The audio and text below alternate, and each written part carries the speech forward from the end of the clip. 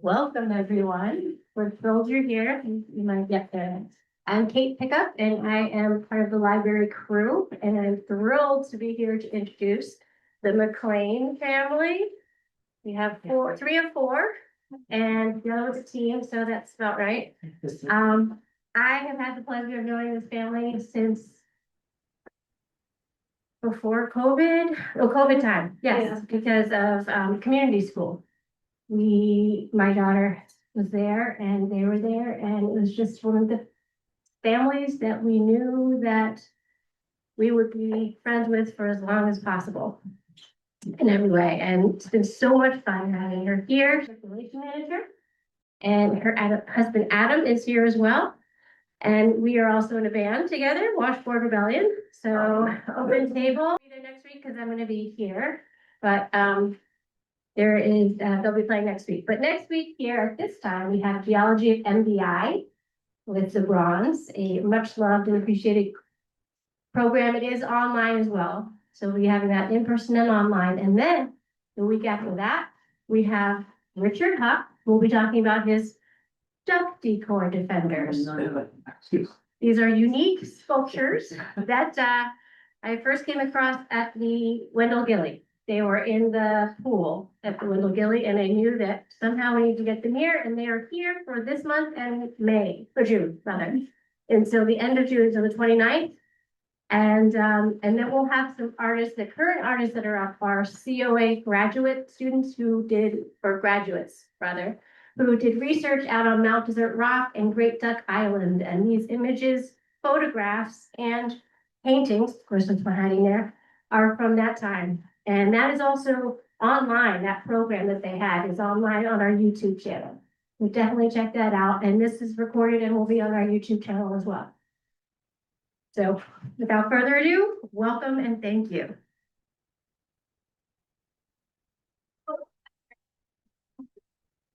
Sorry, the bathrooms are back there. Please turn off any ringing devices that you may have, and there's an exit both sides if you need. So thank you.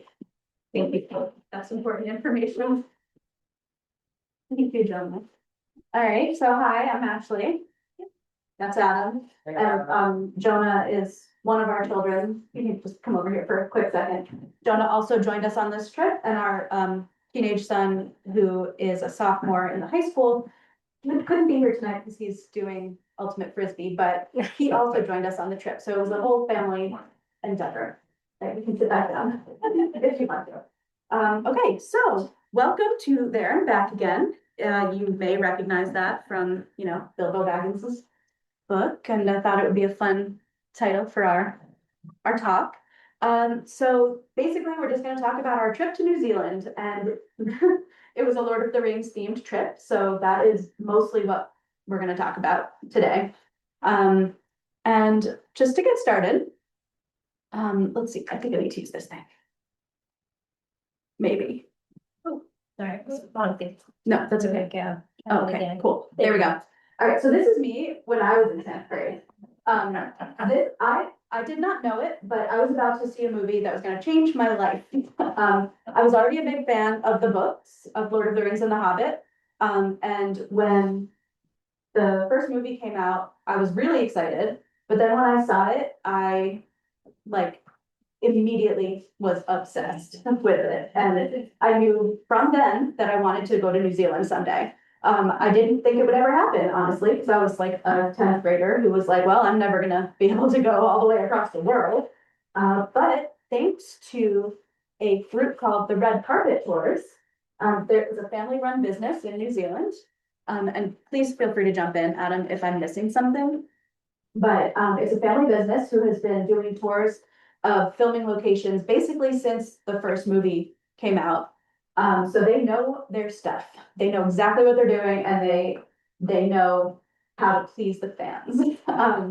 And it was expensive, but it was worth every penny, because, like I said, they knew what they were doing. They knew exactly where to go and who to talk to, and it was really it exceeded our expectations. So thank you to the Red Carpet Tours. And also, we traveled a lot during this trip. We started at the top in Auckland, and the top of New Zealand, and then we went all the way down to the bottom of the South Island.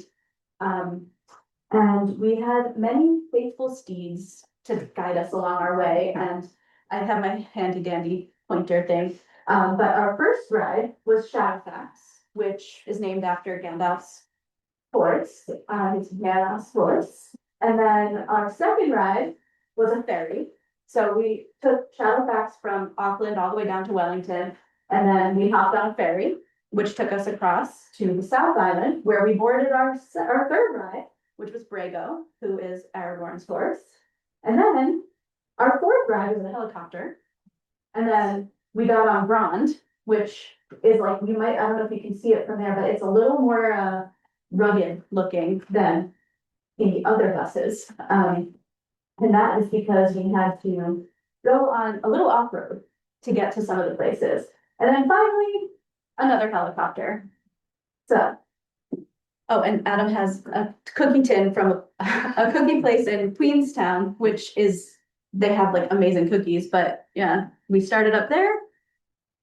Then we kind of wended our way down this way to windy Wellington, and then crossed the Cook Strait to the South Island. And, oh, now I'm on. And then made our way gradually down the East Coast here and ended up in Queenstown. And then a quick airplane back to Auckland, and then one quick 17-hour flight back to New York City. It was really quick. Yeah. All right, so Adam, you're up next. Oh, yes. So- So we also had another travel companion, and that, of course, was Lego Gandalf. So, and he's riding his eagle, right, which is his, preferred vehicle, as we all know. Fly here, right? And what we decided to do along the way, or what I really decided to do along the way, was to have a little travel log of Gandalf in the various scenes that we had. So I could very often be seen kind of holding Gandalf at arm's length and then trying to take a photo and then editing my hand out or something. So yeah, he was our constant companion through the whole thing. Yeah, and this is the only picture that I put in here. We put in here of Gandalf. We just wanted you to know that he came with us too, and he also had a great time traveling middle. And now he's back at our house, hanging up in our Lord of the Rings Lego display. Yes, Of course. that is true. Yeah.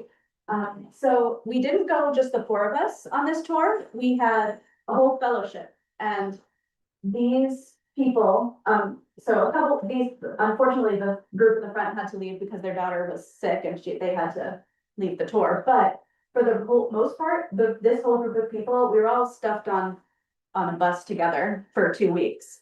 But it was really fun, actually. We had a really good time, and there was trivia involved, and we got to watch the movies on the tour buses, which, like, why not, right? Watch Lord of the Rings on the bus in New Zealand. But yeah, so we are all still in touch. We have a group chat that we are all part of, and we still call ourselves the Fellowship, and it's really fun. One of the things that Red Carpet Tours advertises that you'll make lifelong friendships. And so, yes, I was with my family, and we are a lifelong commitment. I'm not really sure what word to use, but now we have friends from all over the world who also love Lord of the Rings, and that's pretty cool. So without further ado, we are now in Hobbiton. We went on an adventure. So if you're familiar with the Hobbit movie with Martin Freeman, so it's like the first one is An Unexpected Journey. This is the walkway that Bilbo runs down yelling, "I'm going on an adventure!" And so our teenager chose to not have a picture, but that's okay because the rest of us did. And we were all very excited to be there. And it is just as cool as you imagine as you walk down that path to see Hobbiton for the first time. It is, and especially for a lifelong fan, you see this place and you're like, this isn't real. And that's how I felt. And I don't want to speak for you as well, but the entire trip I felt was not real. It didn't feel like these things were real. Me too. Jonah thought that way too. So, yeah, so and it was pretty gray. We actually got lucky. The weather while we were there was for the most part very good. It's kind of like made in that if you don't like it, just wait 5 minutes. It was going to be something else. So, and these cloaks actually keep you pretty warm and dry. So it's worth buying one for, even if you just want to wear it to keep warm and dry, not to be a hobbit. So let's see. So yeah, so in Hobbiton, it is full of hobbit holes. And the thing about these is that you can't actually go in most of them. They're actually just a facade, which was a little disappointing, but it's okay because you do get to go into one of them. There are two of them that when you're doing a tour of Hobbiton, that like you can go into one and see the whole inside, and we'll have some pictures of that too. But one cool thing is because it's a filming location, a lot of the hobbit holes are different sizes. So they would film it with like Gandalf standing next to a really small one. But then have like, you know, Bilbo or Frodo or another hobbit standing next to it, but it looks big to them, to us, because they're standing next to it like a bigger size one. So it'll be the same thing, just different sizes. So that was pretty cool. And there were a lot of things outside the houses too, which will lead me to this next one about the mailboxes on these cool hobbit holes, because the mailboxes tell you what the hobbit does for a living, basically. So like, I don't know about that one, but this one is a bird watcher, and this one is a fisherman because they're little tiny fish. That one was, I don't know because the paint is all washed away. Then these ones, where this one is honey, there's a little bee on it. So that one makes honey, and I think this one was bread. I can't remember, but it's cool because the mailboxes are painted in a way. And they keep them kind of weathered looking because they want it to look old. They want it to look like it was from a long time ago. Am I missing anything about the mailboxes? No, just No. their like attention to detail is like unbelievable. And they also have like smoke coming from the chimneys and so forth. And there's people whose jobs it is to make sure that the smoke is, started every day and then shut it down at night. And there's a whole crew of artists who work there to keep it looking beautiful. So yeah, it's pretty cool. Yeah. Originally a sheep farm. Yes, it was original, and there are still sheep actually Still a working sheep. that we saw hundreds and hundreds of sheep. And it was also lambing season, so like there were a lot of little baby sheep and they were super duper cute. It was super cute. Yeah. Absolutely. They would like run alongside us on the bus, so like you'd be able to see them out the window, just like hopping along. Well, we learned this was all originally dismantled after the first filming of Lord of the Rings. And then when The Hobbit had come out, they decided to keep the village around because, it'd become clear that fans were coming anyway to visit the filming location. And so one of the sheep farmers' children, I think, figured out wait a minute, we've got something here. And now it's like a major, major tourist attraction, right? In addition to it being a sheep farm. So it was a good business call. Definitely. And that's true for many of the other locations we went to as well, which we'll talk about. But to your point about the attention to detail, the inside of a hobbit hole is like paradise, basically. Like it's very comfortable, it's very cozy. They have bathrooms. There's Jonah on the hobbit toilet there. I mean, it's not, you can't really use it, but we got Jonah in there. Right, Jonah. But yeah, like they have an office, and there are letters that are actually written, like you can read the letters that are there, and you can sit on the bed, and it's not super comfortable, but it's there, and it's really cool looking, and I would live there. I would live in a hobbit hole. And then the kitchen, I took so many pictures of the kitchen, and just also the pictures in here are just a fraction of the pictures we took. We took thousands of pictures between the four of us. And these were just the ones that I thought would be good for this presentation. But as you know, hobbits love mushrooms, and so I thought this was a cool little art piece there. It's basically like a lot of the different kinds of mushrooms you find in the Shire. So yeah, it's pretty cool, and they've got their pantry, everything is labeled, and it's just beautiful, and if you know Rosie Cotton, right, Sam's Lady Hobbit friend, there's like a little thing here, it says Cotton Farm, so there's like little Easter eggs throughout all of them, so you kind of can like put together things, and I think this was the Proudfoot house, right? I think this was the Proudfoot Hobbit hole, so and the other one that we didn't go in was Sam's Hobbit hole, so because we could only go in one because our tour group split into two, so half the group went in there and half went in the other one. Yeah. Anything else about the inside of a Hobbit hole? It's very cozy. Yeah. Like if you read the first line of The Hobbit, right, that talks about in a Hobbit there lived a hole, not a nasty hole, right, but a lovely, comfortable hole, right? It's just like that. Yeah, How low were the ceilings? pretty low. They were pretty low. Yeah, I quite could walk in yeah. it, but like you had to duck a little bit. Yeah, no, it is like Hobbit sized, yeah. Mhm. Yeah, and this is just like the living room area, and I don't know how I managed to take a picture with nobody in it, but that's what, I mean, that's what it looks like, and the fire was going, and there's knitting and games and just utter beauty inside. It's totally like what I would love to live in when I get older, so. All right, and then after.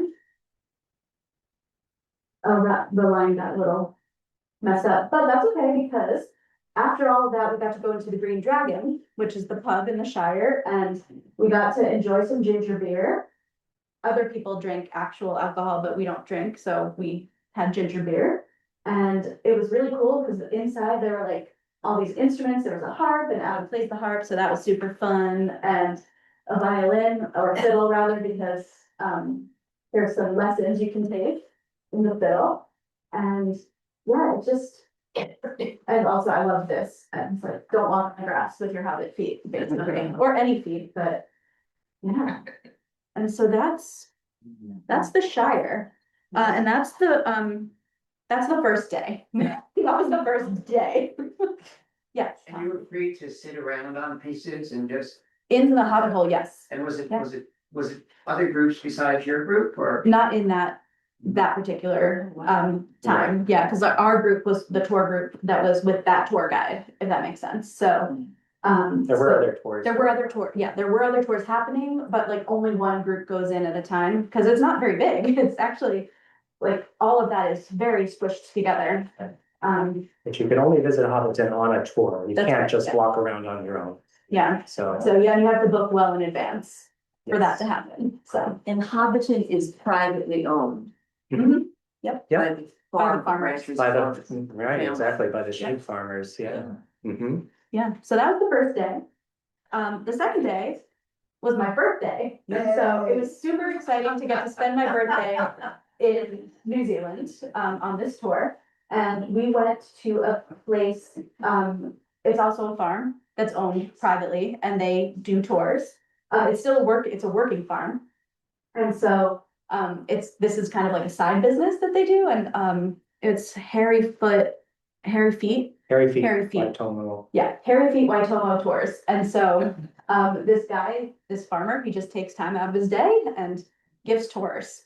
And, this place is the filming location of in The Hobbit where Bilbo finds Sting, and like where the trolls are, so it's Trollshaw Forest, so like where Bilbo finds his trolls that are like pointing at them and trying to eat all the dwarves. And also it's the filming location of some scenes in the new Rings of Power series. It's also like, I think, if you want to talk a little about how he likes to do his business with Yeah. the filming. Yeah, so the farmer is like has super embraced like this, kind of new business venture, right? And they built like a visitor center there, and then they have, it's like super iconic location. I mean, like these natural formations up here and like unbelievable, right? And just like the rolling hills, right, are just unreal. And so he actually has a lot of film scouts coming to him now. And he says like he has like a certain way of kind of leading them around to like, you know, bring them to like the best views for what he thinks they might like. And he's like totally kind of embracing this income stream. So yeah, he seems to really enjoy it. And he said when they were filming The Hobbit, were they there for 6 weeks? Was I it? think it was like 6 weeks or something. Yeah, like it was that. a long time. And they have like all their tents set up and so forth. And he said, well, you know, they invited us down to have dinner the first night. And every night after that, we just kept turning up to dinner. And, you know, it was their farm, so they weren't gonna say no. So, yeah, so he was a really fun guy to meet. Yeah, and he also managed to convince them to leave some props behind, because he said that it was made out of a material that is no longer available in New Zealand because of, you know, being colonized, and, you know, we really need to keep this here because it's authentic to New Zealand. Not true at all, but he just wanted to keep some props, so that when he was doing his tours, he can point out the props. Yep. So that was funny. Oh, I think Jonah has something I wanna say, make sure you speak louder. And, what was I gonna say?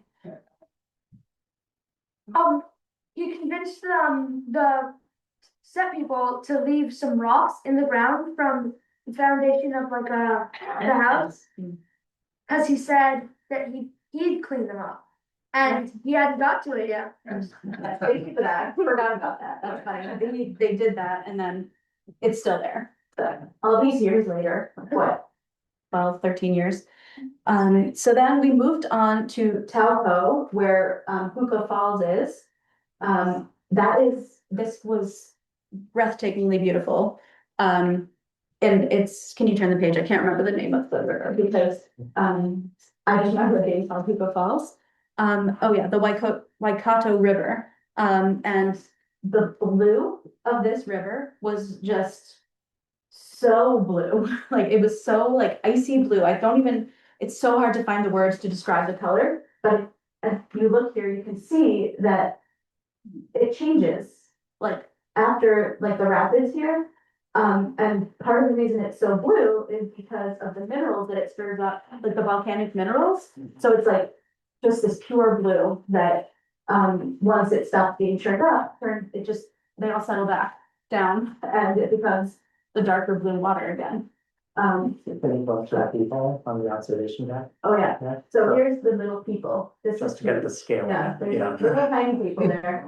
And then there's like a trail that goes along this way, and you can keep walking along it. We didn't have time to do that, we just made a kind of like a pit stop here because they wanted to show us this, and apparently it's like the number one most visited natural occurrence in this area because of how beautiful it is. Cause like, it's like a wide river and then it goes really narrow, and so everything's trying to like push its way through, and then it widens out again, so.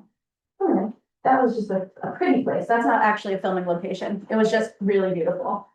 All right, so then the next thing we did was we went and we visited the entrance to Erebor, which is the Lonely Mountain in The Hobbit, and that's here, so you can see here, there's Bilbo and some of the dwarves in front of this waterfall that's back here. So that was, they're like down there, we were up on a road, because we were driving along. And, so we didn't go all the way up, but this is Mount Ruapehu, in Tongariro National Park. And this was it was springtime, so like there's still a ton of snow and ice and weather that happens in in their season of spring, and so we didn't go further than this. But it was really cool to kind of see where it was like Mount Doom in Lord of the Rings, and like some of the landscape around it was used for the battles in like especially the beginning, like the flashbacks of the armies against Sauron. What else? Oh yeah, so then this, you might see, this is Jonah in a Gollum mask with a fake fish. So in the two towers, when Sam, Frodo, and Gollum are on their way, you know, into Mordor, there's a little stream that Gollum is like kind of flopping around on some rocks and like, you know, chasing a fish, and Frodo and Sam are behind him, and Sam's like, you know, like, oh, no more stinker, you know, or like, they're like, hey, stinker, look, don't go there, or something, like, don't go too far ahead. And that's this place here. And I followed it with this picture because that is where we were, like right on the very edge of that. And during filming, Andy Serkis got way too close to that. He went all for it, right? Like, I think that's what they said, that he held nothing back, and they were like, oh my gosh, please don't go any further. You're gonna fall right off this waterfall. He didn't, thankfully, but it was definitely, you know, it's a testament to his acting that he was like, you know what, I'm just gonna go for it. I'm gonna slide on all these rocks and possibly fall to my death. But he didn't, thankfully. Anything else about that I'm missing?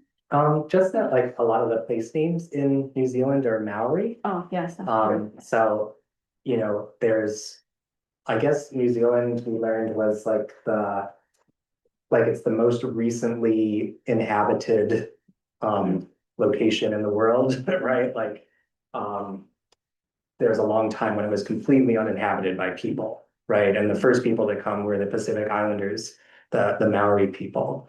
And then the Europeans came later. And it's really interesting there because most things are in both languages, and in English and in Maori, and Maori is taught in school. And it's just a very different kind of blending of cultures than we experience in the US. It is, and every time someone greets you, they say kia ora, which is welcome, basically. So everyone, if you walk into a restaurant, kia ora, how can I help you? You know, you go check in at your hotel, kia ora, you know, anybody, like, they start an email that way. It's like, everybody is so friendly. And Jonah, On yes, the plane, the TV screens, the first thing they say, here. that's true, the TV, That's true. yes, on the plane, the screens do say kia ora. And there's other stuff too, but mostly kia ora was the main one.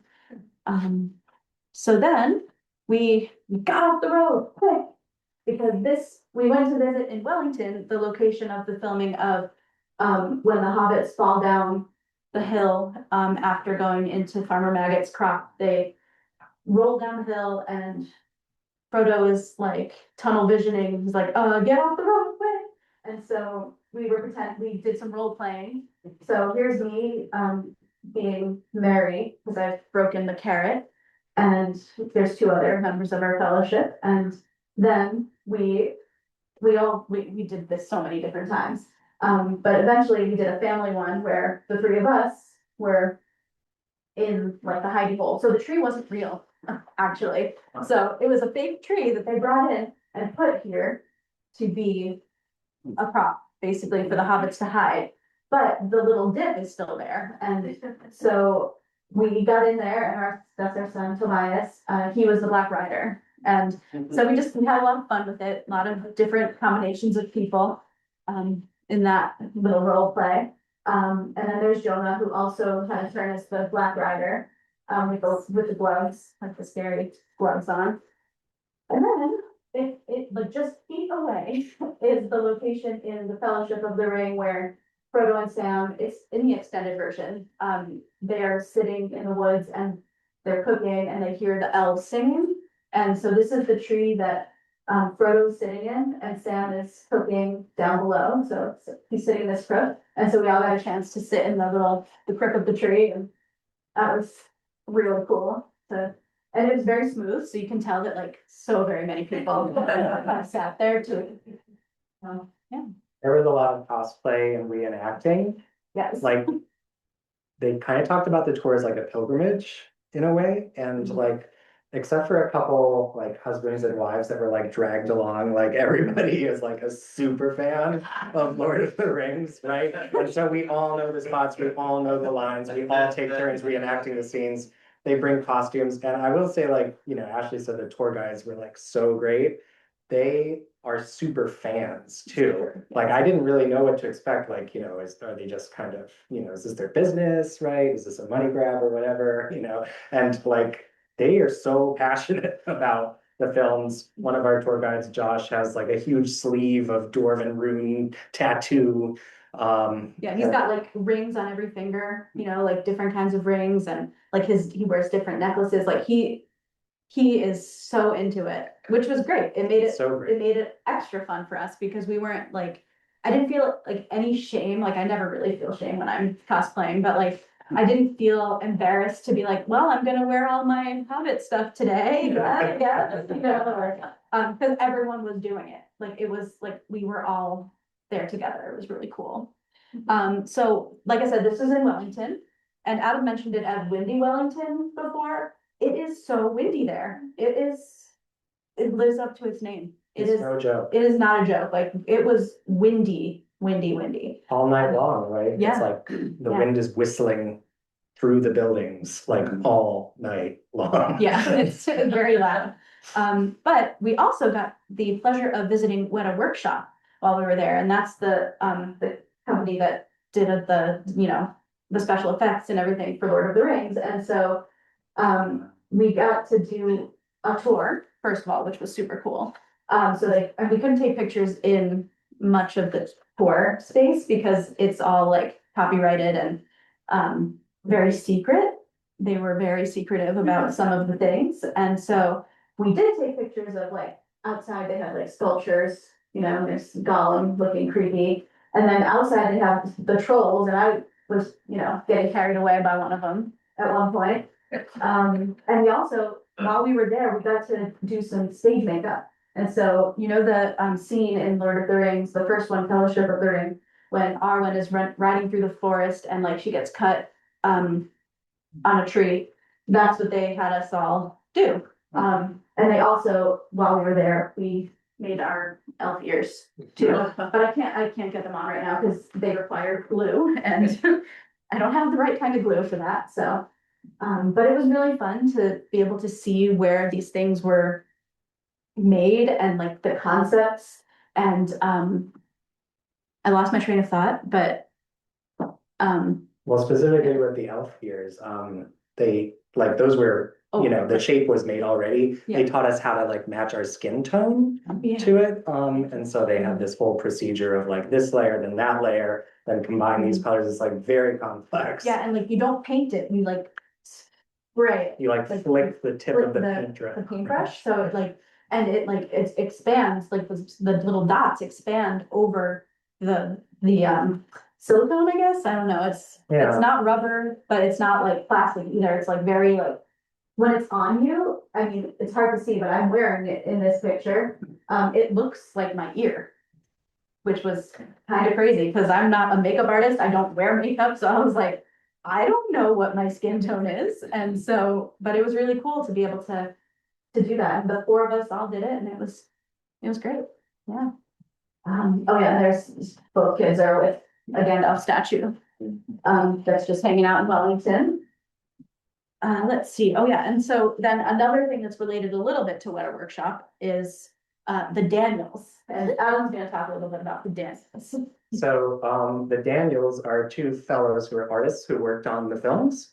And Daniel Falconer did a lot of the concept art. And, again, we couldn't take a lot of pictures during this, right? Because a lot of their stuff is, actually owned by New Line Cinema, right? And copyrighted. So they're allowed to like show it in their presentations, but they can't, have anybody taking photos of it. So these are some of Daniel Falconer's just like original works that he was showing. But he designed things like the sword Sting and Legolas's blades, and he designed the character Treebeard and a lot of the different ends. So he's really, really amazing artist. He also worked on the like anime style film, The War of the Rohirrim, that came out recently. Yeah, and he just keeps going back. So one of the things he said was, he was like, I'm gonna keep working on Lord of the Rings stuff for as long as I possibly can. And so like he's helped with like all the Lord of the Rings, all of the Hobbit, some of Rings of Power, and now with the War of the Rohirrim, and he also has written a lot of books about the concept designs, and those are pretty cool too. So we are at a library, so if you ever want to look at one, you should definitely request it through your library loan. But then the other one, Got Daniel Reeve here, and he was the calligrapher for Lord of the Rings. And you can see he's working on a little page there, and because Jonah was the youngest on the tour, perhaps, we were lucky enough to get to keep this that he wrote in real time during the presentation, and he signed it and embossed it with his seal as well. yeah. So you can take a look at that afterwards if you like. Yeah, and Jonah, in case you're wondering here. Yeah. In case you're wondering how we handled the missing of school during this, because this was in October. Jonah had a journal. Jonah, I don't know where your journal is, but I think it's at school. It's at school. But do you want to talk a little bit about that? Because like we were excited to like get Jonah's journal stuff. Oh no, here. Over. So, yeah, my teacher had me keep a little journal about like my experiences and stuff in New Zealand. So like just every night I would, you know, in the hotel or wherever we were staying, I would get out my little journal and write like an entry or two about like what had happened that day, what I did. Like I glued in like ferry tickets, plane tickets, lots of other things. That Yeah, Daniel Reeve signed it.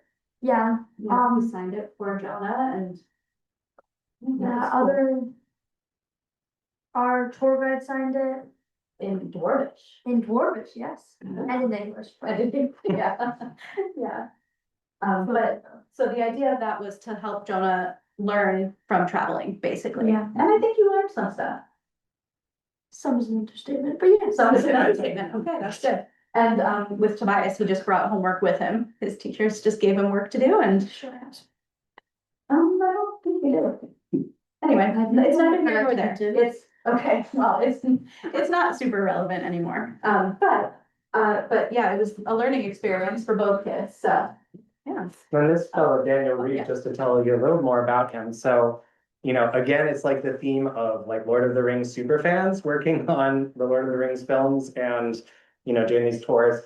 Both of these guys are New Zealanders, and, you know, he grew up near Wellington, and he told us he was always kind of interested in calligraphy and kind of taught himself calligraphy and started like illuminating his copy of the Lord of the Rings as a child.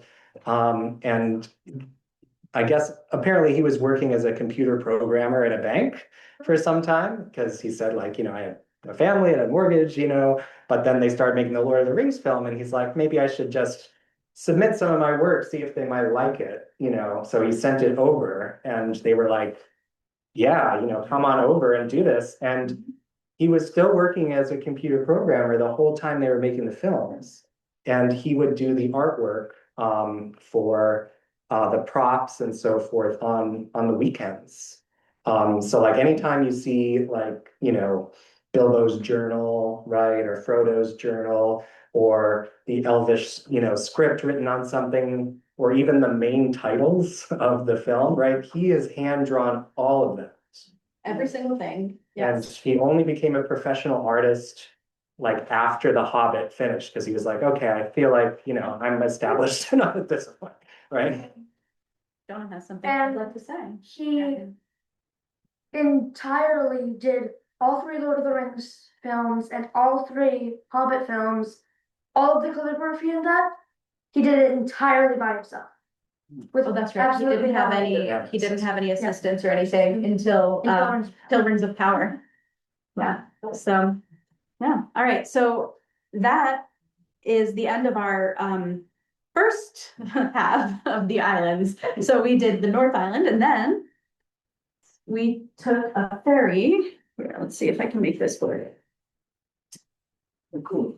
Yeah, So there we are in through that opening there is the Cook Strait, and that's the space between the North Island and the South Island. We just entered like what is considered the South Island. So it actually feels quite different. It feels a lot more like a tropical Pacific island in certain ways, especially in this area. And it's just like, unbelievable transition from, windy Wellington, that's super foggy, right, to like this climate.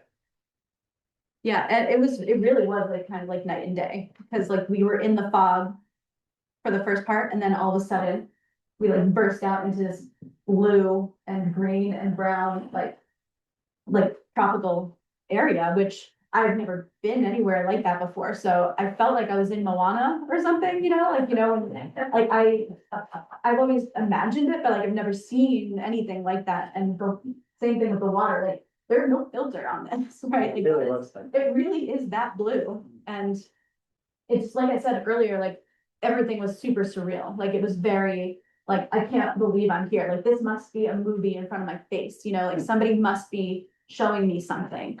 In fact, there was a movie playing on the ferry, so that's it's, true. it's kind of like a shipping and commuter ferry as well, Yeah, right? it's true. It's So not just for tourists. Yeah, it takes about 3 hours, and they were like, yeah, showing in theater 1 is Downton Abbey. Right. It's like, okay, I guess if you take this every week, maybe you don't want to look at the amazing view, but we sure were outside the whole time. Pretty so. much, yeah.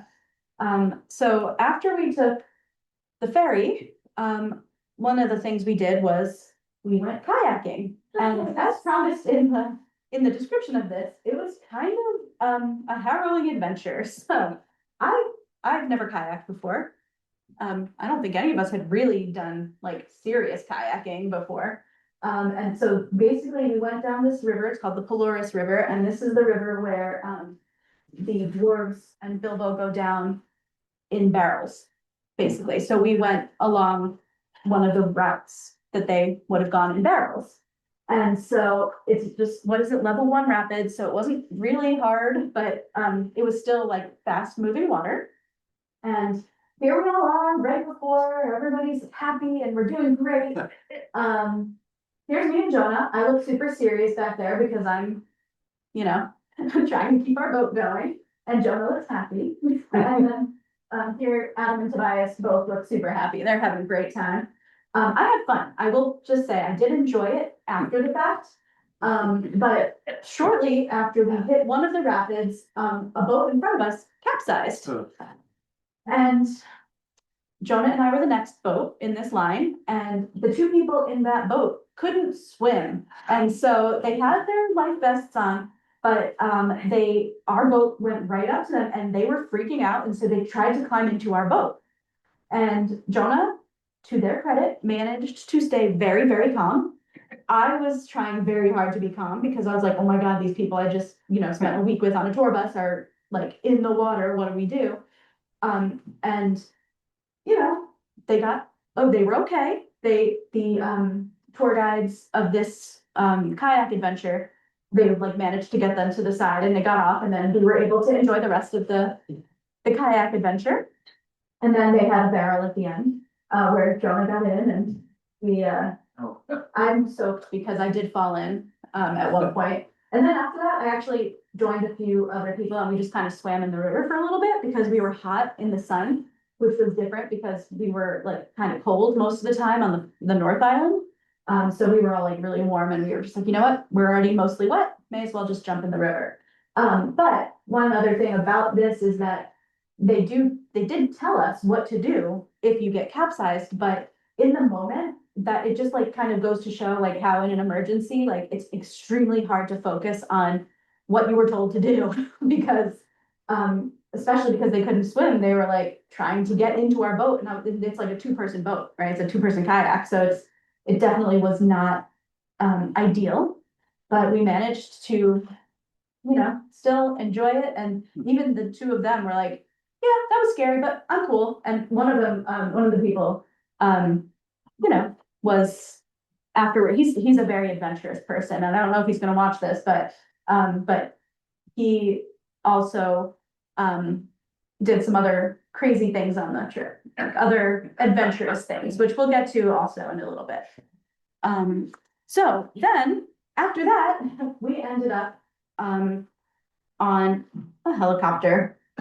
So, this was super fun. So we were originally supposed to go to another filming location, but because of the weather, we couldn't go to that location.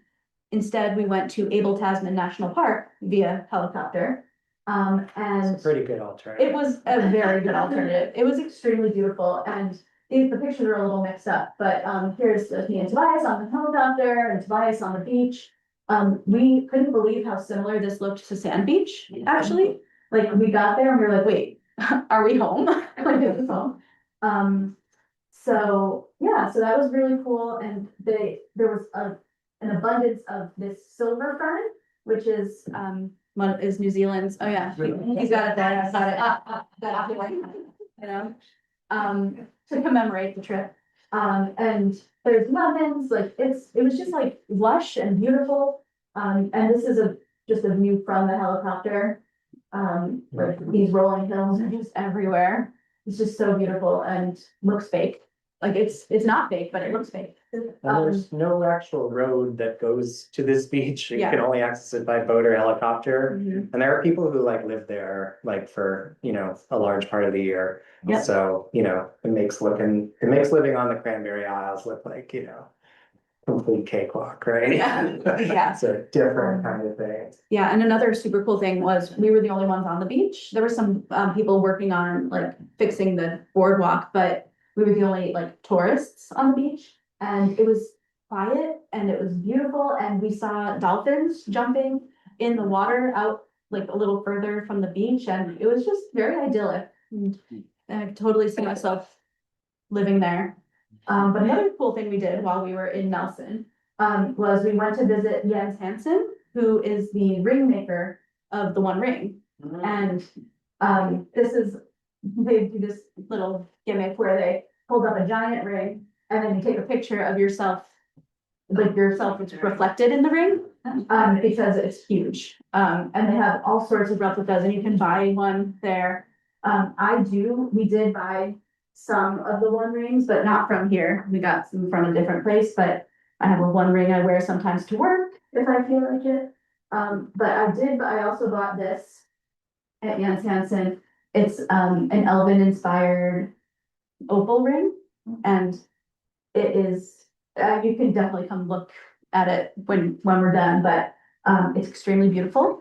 And it called to me when we were having a tour of Jens Hansen, and I was like, I have to get this ring.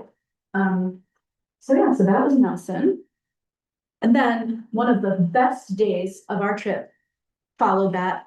We went to Edoras and we mustered the Rahurim, and we walked up Mount Sunday, which looks it's just like a little mountain in the middle of a field, basically. That's what it looks like.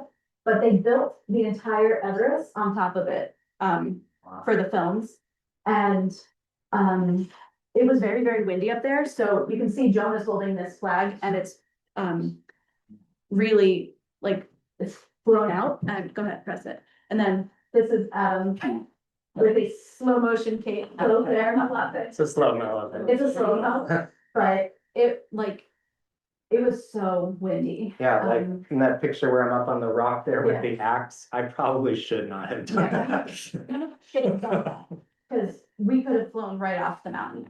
But it was basically like a half-hour walk. Like I would compare it to like Great Head, basically. Like that's about how I felt when I was doing it. Like, it did take a couple people a long time to get up it, because they weren't like me who likes to hike all the time. But we went up it, and the view from the top is just Right. breathtaking. It Like, looks exactly like it does in the film, like Yeah. it's not computer generated. yeah, In fact, back here is also where some of the filming for Helm's Deep was, the Battle of Helm's Deep. right in here. Yep, Yeah. and Joy has a comment. I've got it. Okay. Okay, Anyway, and then this is Josh, our tour guide, blowing a horn, which, was awesome. And then I'm standing in this spot here. This is where they built the funeral mounds in Edoras for like, where Theodred gets buried. the son of the king. And, like, when you watch the movie, like, it looks just like that. It's just, it really is crazy how all of these things are actually real. Like, all the backdrops are totally authentic. Okay, and then the next one was another, Rohan themed excursion. And, it's the Pelennor Fields where the, Theoden has his big speech and they're all yelling, "Dah!" So, Adam, would you like to talk a Sure. little bit? Yeah, so again, like, the site where Edoras is, Mount Sunday, and also the site where Pelennor Fields is, which is in Twisel. They're both sheep farms, right? And there were sheep around, right? And they kind of have like Mount Sunday, like they have worked with the Department of Conservation to do kind of like what we do around here with like a private public kind of situation where people are allowed to hike, there. But this is a completely private place. You have to be invited to get an invitation, and our tour guides were like really amazing about, they have a whole network of relationships with people, right? So we were able to go, and the person who is one of the owners came and met us, and she talked a little about how she got to be one of the extras in the orc army. So she showed us some pictures of herself kind of dressed up in that, and given that she pulled up in a Mercedes, I think like, I think this was a good thing for their family. And yeah, and they also engaged like local blacksmith to make swords, she said, right? And Yeah, they tried to use as local as possible, the filmmakers, for as much as possible. yeah, so that was really cool. And so this is like on the left there, that's Tobias, Jonah, and I, and that's the hill where the horse army, right? Like This is another view of that. like charges down when they're in the Battle of Pelennor Fields outside of Minas Tirith. So like, super iconic. So we got to reenact that several times. And then this spear that Jonah's holding there is one of the props that was mistakenly left behind from the film. So it is an authentic prop. Yeah. And yeah, we got very lucky with this picture because basically we were told, okay, Jonah, you hold it and stick it right here for your dad. And then, they asked me to jump, right? And then I was seriously clicking like. click, click, click, click, click, click, click, click. And then we end up with this that looks like, I've met a gory. It was at the bottom. It was so fun. It was so great. And then this, like Adam said, we did several versions of the reenactment, and here's all of us up here. And I think Adam is about to say the speech, Theoden's, Yes. ride now speech. And yeah, it was just really fun because again, we're all huge nerds, and it was Yep. it was so much fun to be able to cosplay that. Okay, so the next thing is there's Tobias bungee jumping. He jumped off a bridge over the Anduin River, or the river that was the Anduin in the movies. I have permission to have that picture there, but he said it was from him. He said it was okay. But this is what he was bungee jumping over. There's a bridge, and I have to look it up because it's the Kawarau Bridge. Again, like, because everything is in Maori, so like I'm still learning how to say some of the things. But that's the Kawarau River, and it was used as the Anduin in the movies. And the place that does the bungee jumping, AJ Hackett, I think is the name, they have 100% success rate. So I felt okay about like if I can do that. But we did have to like sign, he's actually old enough, he didn't need parental consent, weirdly. Like in New Zealand, he didn't need consent. Once they're We gave him consent because I was like, I'm paying for it, so, you're gonna have my consent. But it was extremely difficult to watch, but he had a great time, and it was definitely something that some of the more adventurous people enjoyed doing. Mhm. Not everybody did it. It Not was- everybody. Not everybody. I didn't do it there. I don't regret it though. I don't regret not doing it. Like I'm very happy that I stayed with my feet on the ground, watching it happen. And And then, oh, go ahead. I was just gonna say, and this place is actually the first commercial bungee jump in the Oh, yeah, world. that's right. Right, the place that started it all. Mhm. So they have several sites throughout New Zealand, but this was the very first. Yes. And then we got to see the beautiful full arch rainbow, on one of our bus rides, like a travel day. It was just very, it was perfect, because it was almost towards the end of the trip and we were like, oh, a rainbow, I can see us all. All right, and then. The landscape, just like, this is what it looks like all the time, right? Like Yeah. wherever you go. So, Even in a city, you like turn Mhm. around and there's a giant mountain. Yeah, Yeah. it's basically like if you elongated MDI and gave it steroids or something. It kind of has that feel. Yeah. honestly. Okay, so then we went to another filming location. This is when we were based in Queenstown, actually. So like, we got to stay in Queenstown for a few days and did a bunch of things there in that general area. So the next thing we did was we went to the Mavora Lakes region to where Fangorn Forest was filmed and where the orc funeral pyre was. Like when when Eomer and his crew slaughtered the orcs in the night, the Uruk-hais in the night, and so here's Jonah on the spike. So it's like the same location there. And here's the three of us, me, Jonah, and Adam, at the edge of Fangorn Forest thinking, what madness for us? And then we're here at Fangorn Forest again, but this is one of our friends, as Gamba, and Jonah and I are under Shadowfax's cloak and head there. And that's the horse, Shadowfax. And then this person has coconuts. So we did a little reenactment of whistling for Shadowfax and us taking an extremely long time to get up there. But it was fun. It turns out the Venn diagram of Lord of the Rings and Monty Python fan is very. Surprise, surprise.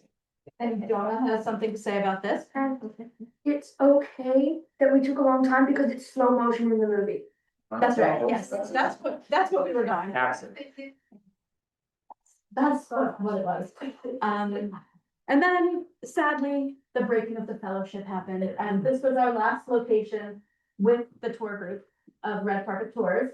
Well, it was two locations located near each other. But this is what, it was filmed in the movies, is called in the Silverlode River. I can't remember what it's called. Let's see, it is called the Mararoa River. And that is when they're leaving Lothlorien. And so this is, like if you watch the movie, like you'll see this scene, right? Get like this particular spot.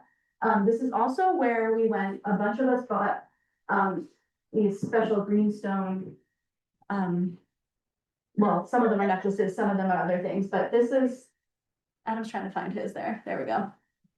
So we bought these greenstone pieces. And we went to the Silverlode River. I know it's not the Silverlode, but we called it that because we're Lord of the Rings people. And Josh, he's part Maori, so he blessed our greenstone in the river, and that was super cool. But because he's Maori, he can do it. If anyone else does it, it's not okay. It's definitely cultural appropriation.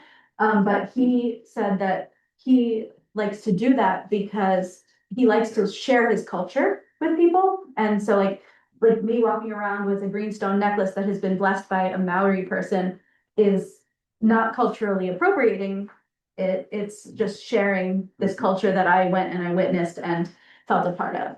And so, yeah, so this is just us, the fellowship, and Josh at this location, which is where Frodo and Sam and then Gimli, Legolas, and Aragorn, sorry, I know all their names, I know, I promise. This is where they end their fellowship, right? So like Frodo and Sam go across the river and Gimli, Aragorn, and Legolas go back in the other direction.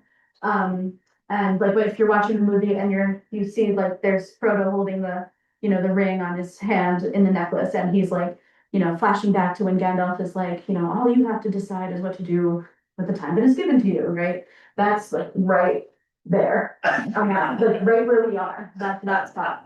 And then the ring, hanging from a hand in that spot, like that's the exact spot. And so that was pretty cool. But then we weren't done yet. We were just done with the red carpet tours. So then we went on another helicopter ride in Queenstown along the Misty Mountains. So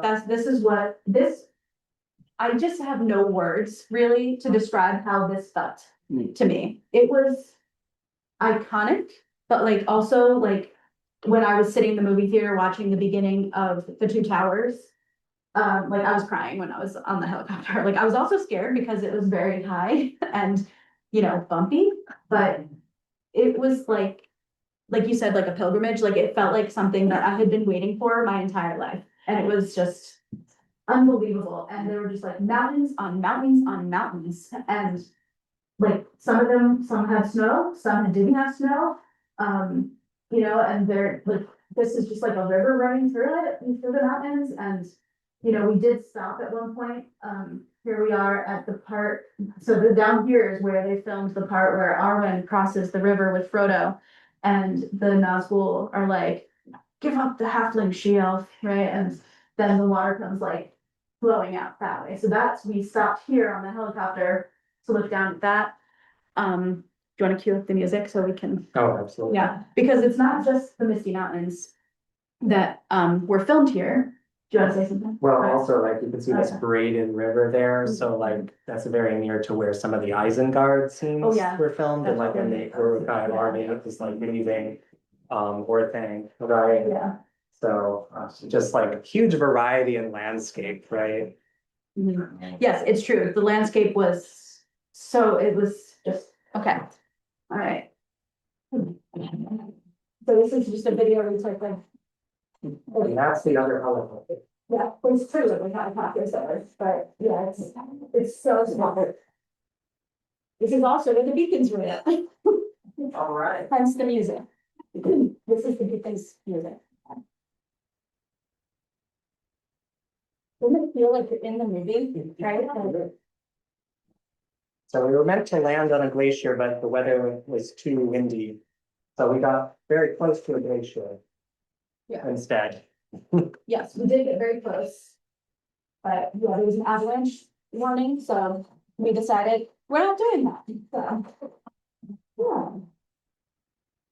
Yeah, but it's totally surreal kind of experience, right? Yeah, and there's another helicopter again, like it's just like a tiny dot ahead of us. That's how big these mountains are, right? Like they're huge. These ones called the mountains. These are not the mountains. These are in, oh, gosh, I can't remember. I can't remember.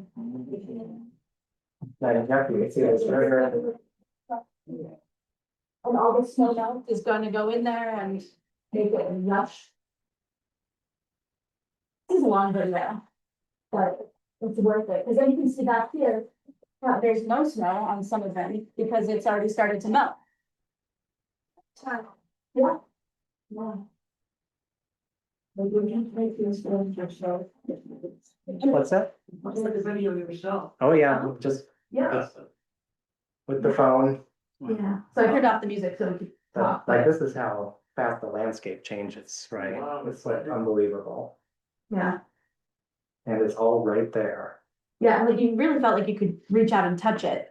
Like that's how you feel really small when you're in that helicopter, even though the helicopter is not super tiny, it's, you feel very small when you're in that beautiful, magnificent landscape. It was the same helicopter company that like helped with the films. Mhm. Yeah, so they know what they're doing. So forth. Because, yeah, I guess drones were not a thing at that time, and Mhm. I don't know if you'd want to have a drone anyhow, and windy mountain. Mhm. Yeah, actually, our tour got delayed a bit because of the weather, so. Which happens all the Yeah. time in New Zealand. So they say like, plan to spend a few days in the area, so that if your tour gets kind of canceled, right? That maybe you could go the next day, right? So. Did you have a separate soundtrack?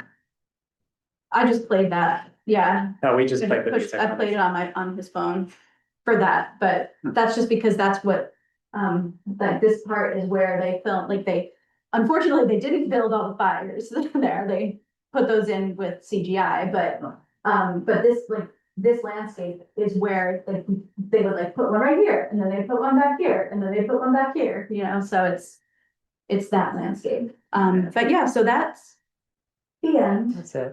of the presentation. Yeah, and after that, we went back to New York and then back to Maine. Yep. Very next. So, well, funny you should ask, we're going back to New Zealand. So we are going back in November. We're not doing a tour though, we're just gonna go for ourselves to Queenstown to do some of the things we didn't get to do while we were there. And so it's gonna still be really fun. And even though we won't have someone guiding us, we have now been there. So now we know what we want to go do. And we figured, better now than never. So Were there a lot of foreign tours, non-English speaking tours? Yeah, I'd say like there were quite a number of places where like there were tours offered in Chinese and Japanese also sometimes. Oh, yeah. Or mostly Chinese, I think. it was very diverse there. So actually it was kind of hard to tell who was a tourist and who actually lives there.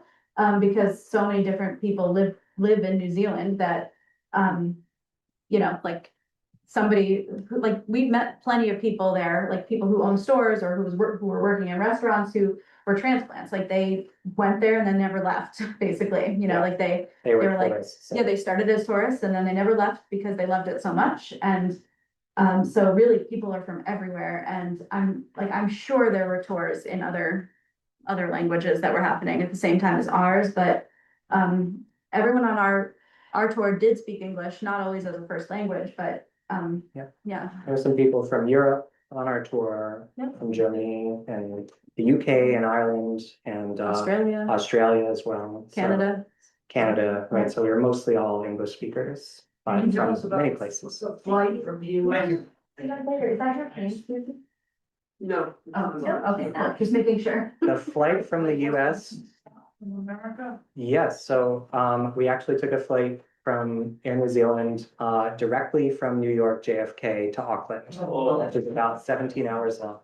It was a time, but you know what? We slept. Like, Slept, we watched, Jonah watched 20 to 25 movies. yeah. They just keep bringing food at various times. You don't even know what day it is Yeah. because you're going ahead 2 days. Yeah. And yeah. One of the things that I forgot to mention in the introduction was, in knowing this wonderful family, I found out fairly early on that you were saving Oh, yes. as a family to do Yes. this trip. So when did you start saving?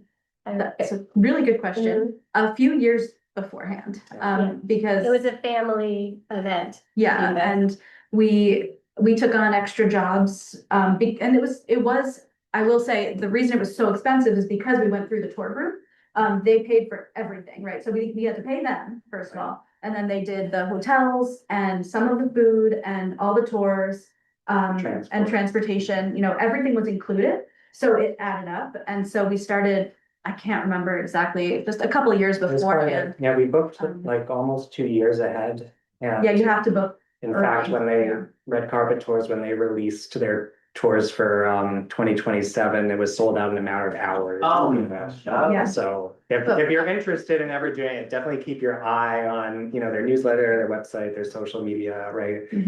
Because you do need to kind of jump on it. And they said they actually like to do that booking in advance because they understand that people do need to kind of save up for it. So they, we were able to like pay a deposit to save our spot and then pay the balance like closer to the actual tour.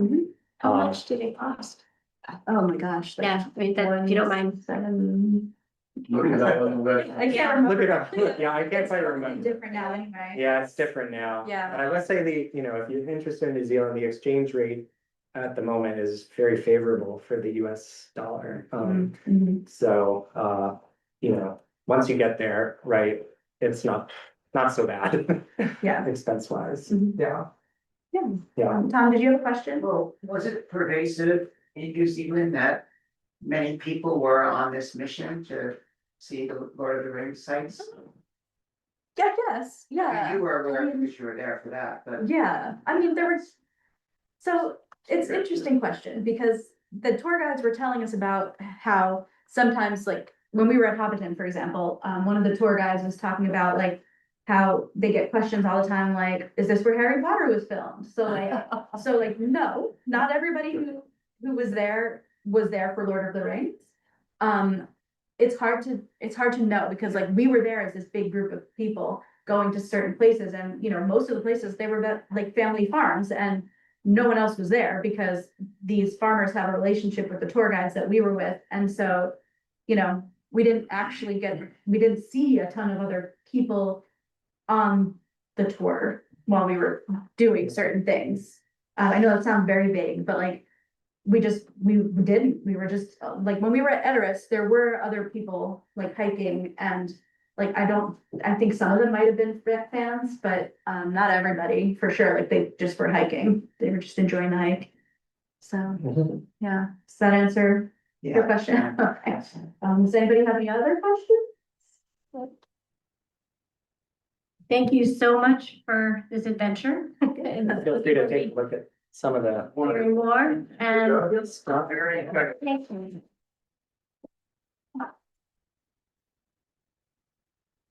Oh, it's so nice to see you. I'm in between meetings. I'm in California on the West Coast, so I'm just like, I wanted just to pop in and say hi and cheer you guys on. Now I have to run to my next meeting, but yay, I'm in that picture somewhere, I'm sure. Thanks for coming. Bye. We'll see you later. Bye-bye. I liked it.